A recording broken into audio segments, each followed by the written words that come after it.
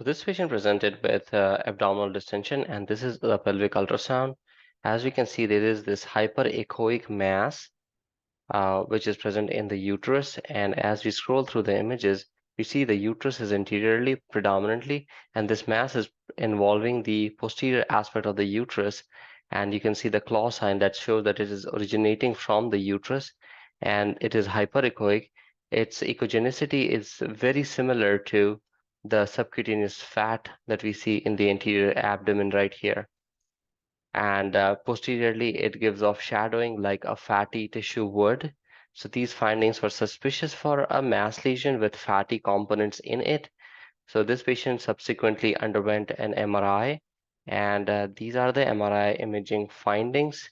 So the images on the left are T1 weighted images with fat saturation, and the images on the right are T1 weighted images without fat saturation.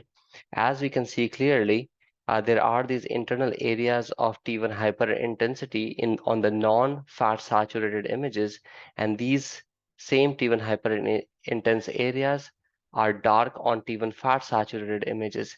So this suggests macroscopic fat, which has saturated on fat saturated images, suggesting fatty tissue there.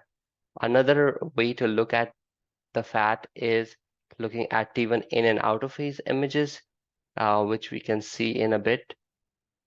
But before going that, again, local, if you look at the location of the mass, it is involving the posterior wall of the uterus, and as we saw on the ultrasound. Now going on the T1 in and out of phase images. So the images on the right are T1 out of phase images, and images on the left are T1 in phase images.